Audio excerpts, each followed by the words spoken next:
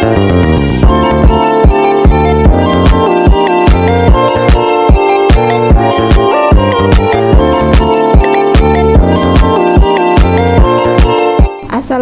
warahmatullahi wabarakatuh. Perkenalkan, kami dari kelompok 6 yang beranggota 3 orang, yaitu Ari Nur Asia, Erni Salimatul Akidah, dan Rianti Febrianti.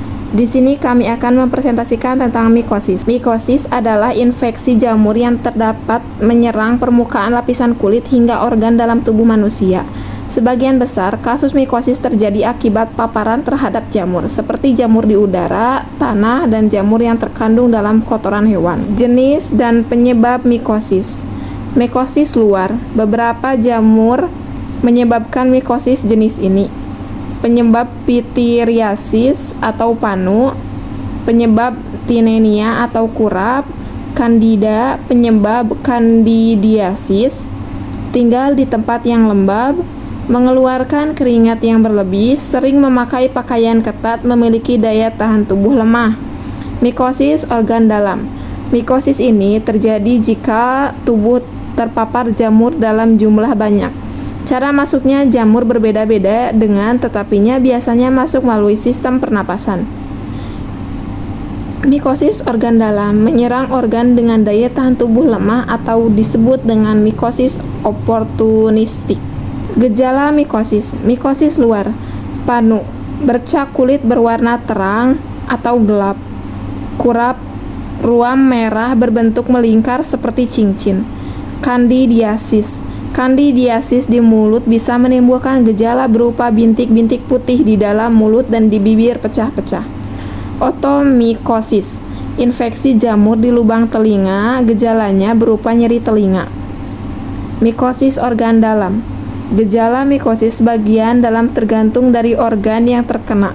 Misalnya, mikosis paru-paru dapat menimbulkan gejala batuk, demam, berat badan menurun, nyeri dada, dan sesak napas. Diagnosis mikosis. Mikosis luar. Pada mikosis luar, pemeriksaan diawali dengan menanyakan gejala yang muncul dan melakukan pemeriksaan fisik. Pada banyak kasus, infeksi jamur pada kulit menimbulkan gejala yang khas dan dapat didiagnosis tanpa memerlukan pemeriksaan penunjang.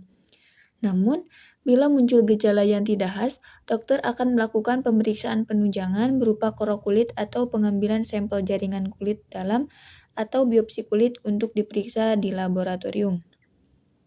Mikosis dalam. Gejala mikosis organ dalam terkadang tidak khas sehingga pemeriksaan jamur di laboratorium perlu dilakukan guna memastikan jenis jamur dan infeksinya, serta mengetahui pengobatan yang diperlukan. Pemeriksaan tersebut akan mengambil sampel cairan tubuh seperti darah, urin, dahak, serta cairan otak atau sampel jaringan organ yang terdampak.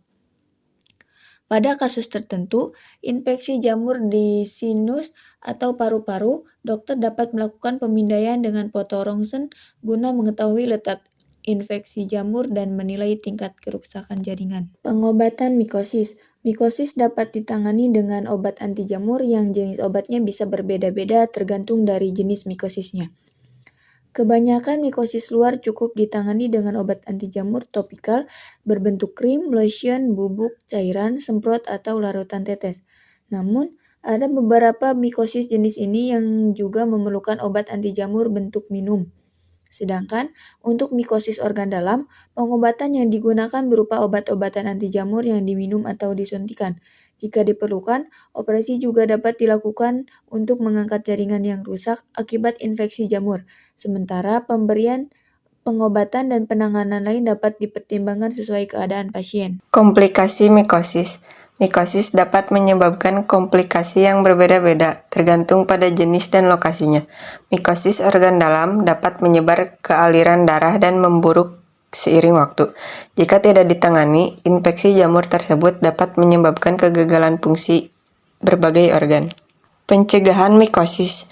Hindari menggunakan pakaian yang ketat. Jangan menggunakan pakaian secara berulang, termasuk pakaian dalam. Ganti pakaian yang sudah basah akibat keringat dengan pakaian yang kering. Selalu gunakan kaos kaki yang kering dan bersih. Pastikan kebersihan sepatu selalu terjaga dengan mencucinya secara rutin.